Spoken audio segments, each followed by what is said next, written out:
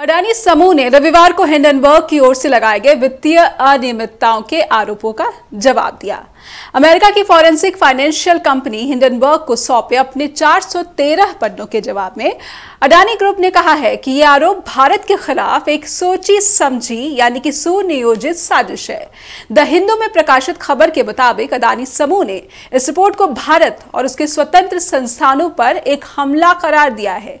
चलिए करते हैं अडानी ग्रुप के इस जवाब को डिकोड और जानने की कोशिश करते हैं कि अडानी ग्रुप के जवाब के बाद इस मामले में क्या क्या कड़ियां जोड़ी जा रही हैं और भारतीय बाजार पर इसका कितना नकारात्मक असर देखने को मिल रहा है। सबसे पहले जान लेते हैं कि अडानी ने अपने जवाब में क्या क्या बातें सामने रखी हैं और किस तरह से हिंडनबर्ग के आरोपों का जवाब दिया है। तो ये जवाब 413 पन्नों में दिया गया है। हिंडनबर्ग की रिपोर्ट भारत के विकास और उम्मीदों पर हमला है, ये कहना है अडानी समूह का। अडानी समूह ने जवाब में लिखा है कि ये रिपोर्ट किसी खास कंपनी पर किया गया बेबुनियादी हमला नहीं है, बल्कि ये भारत पर किया गया सुनियोजित हमला है। ये भारतीय संस्थानों की आजादी, अखंडता और गुणवत्ता पर किया गया हमला है। ये भारत के विकास की कहानी और उम्मीदों पर किया गया हमला है। अडानी ग्रुप ने कहा है कि ये रिपोर्ट गलत जानकारी और आधे अधूरे तथ्यों को मिलाकर तैयार की गई है। इसमें लिखे गए आरोप बेबुनियाद हैं, बदनाम करने की मंशा से लगाए गए हैं। इस रिपोर्ट का सिर्फ एक ही उद्देश्य है, झूठे आरोप लगाकर सिक्योरिटीज के मार्केट में जगह बनाना, जिसके चलते अनगिनत इन्वेस्टर्स को नुकसान हो और शॉर्ट सेलर हिंडनबर्ग बड़ा आर्थिक फायदा उठा सके। अडानी ग्रुप के जवाब में कहा गया है कि हिंडनबर्ग की विश्वसनीयता पर भी सवाल खड़े होते हैं। ग्रुप ने कहा है कि जब अडानी समूह का आईपीओ लॉन्च होने वाला है, जो कि देश का सबसे बड़ा आईपीओ होगा, तो उससे ऐन पहले ऐसी रिपोर्ट जारी करके हिंडनबर्ग ने अपनी बदनीयती का सबूत दिया है। अडानी ग्रुप यह भी कहता है कि हिंडनबर्ग ने यह रिपोर्ट लोगों की भलाई के लिए नहीं बल्कि अपने स्वार्थ के लिए जारी की है। इसे जारी करने में हिंडनबर्ग ने securities and foreign exchange law का भी उल्लंघन किया है।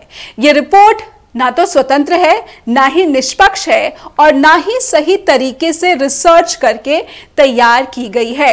तो ये कुछ मूल अंश थे अडानी ग्रुप की तरफ से पेश किए गए जवाब में, जो कि हिंडनबर्ग के आरोपों को लेकर तैयार हुआ था और अडानी ग्रुप के रिस्पांस पर हिंडनबर्ग ने भी जवाब दिया है। हिंडनबर्ग ने कहा है कि धोखाधड़ी पर इस तरह का जवाब या राष्ट्रवाद का पर्दा नहीं डाला जा सकता है। अडानी ग्रुप हमारी रिपोर्ट को भारत पर सोचा समझा हमला बता रहा है। अडानी ग्रुप अपने और अपने चेयरमैन की बढ़ती हुई आय को भारत के विकास के साथ जोड़ने की कोशिश कर रहा है। हम इससे सहमत नहीं है। हिंडनबर्ग ने कहा है कि हम मानते हैं कि भारतीय लोकतंत्र भिन्नताओं को समेटे हुए है। भारत एक उभरती हुई सुपर पावर है जिसका शानदार भविष्य है। हम ये मानते हैं कि भारत के भविष्य को अडानी ग्रुप ने पीछे खींच रखा है, जो खुद को देश के झंडे में लपेटकर लूट मचा रहा है। हम मानते हैं कि धोखा धोखा ही होता है, भले ही ये दुनिया के सबसे ज्यादा अमीरों में शामिल किसी शख्स ने ही क्यों ना किया हो। हमने 88 सवाल अपनी रिपोर्ट में पूछे थे और अडानी ग्रुप ने इनमें से 62 सवालों के सही तरीके से जवाब नहीं दिए हैं। इसने हमारी रिसर्च को दरकिनार करने की कोशिश की है। इस मामले में अडानी ग्रुप के सीएफओ जोगेशिंदर सिंह ने एक इंटरव्यू में यह सवाल पूछे जाने पर कि क्या अडानी समूह की ओर से इस मामले में भारतीय प्रतिभूति और विनिमय बोर्ड, जिसे सेबी कहते हैं, उससे संपर्क किया गया या उसकी ओर से संपर्क किया गया।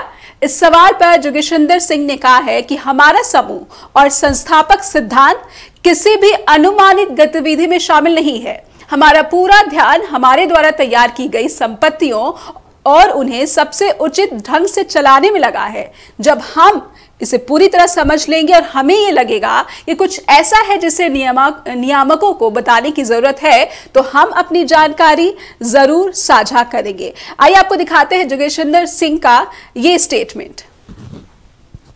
Confident that on the institutional side that the entire issue is from based on our discussion, roadshow meetings, etc., would be fully subscribed. And that's why we clarified the rumors were going on. So we clarified on Saturday night that that the FPO will proceed on current pricing and on the current timelines. So we are supremely confident that from an institutional perspective, we are there, but there will be some pullback in the retail given such pricing differential and the volatility. FPO will go ahead on the same conditions that we launched. Gross aggregate debt position in the group is just about 30 billion, of which $4 billion we hold in cash, approximately. Just under $4 billion we hold in cash. Because the way the domestic bank is, there was some sanction limit. So if I just go on the sanction basis, it will be about 9 billion. The first thing is that 0% of Ambuja shares are pledged. What happens is that under SEBI's regulation, SEBI just has a regulation which is a good regulation, which is simply that please report encumbrance. So if we say that we will hold 63%, under SEBI strict reading of it is considered encumbrance. Hindenburg की report Bharat में 25 जनवरी की सुबह आई थी, जिसके बाद Adani group की कंपनियों के शेयर्स में भारी गिरावट दर्ज की गई। ये रिपोर्ट सामने आने के बाद से एक अनुमान के मुताबिक अडानी ग्रुप की बाजार पूंजी में 4 लाख करोड़ रुपए का नुकसान हुआ है। इसके साथ ही इस समूह के मालिक गौतम अडानी की नेटवर्थ में 18% की गिरावट हो गई और अब वो दुनिया में चौथे सबसे अमीर शख्स के पायदान से फिसलकर 7वें नंबर पर पहुंच गए हैं। लेकिन जनता को यहां यह जरूर सोचना होगा कि अडानी ग्रुप अपनी कंपनियों पर लगे आरोपों को भारत पर आरोपों की शक्ल क्यों दे रहा है। क्या अडानी ग्रुप की दिन दुना और रात चौगुनी तरक्की में भारत के गरीबों को कुछ मिला है? बल्कि कड़वी हकीकत यह है कि जब से अडानी ग्रुप तरक्की कर रहा है, तभी से देश में गरीबों और बेरोजगारों की तादाद बढ़ रही है। भारत की कॉरपोरेट नियामक संस्थाएं अडानी ग्रुप पर लगे आरोपों का संज्ञान लेंगी, ये भी दूर दूर तक नजर नहीं आ रहा है।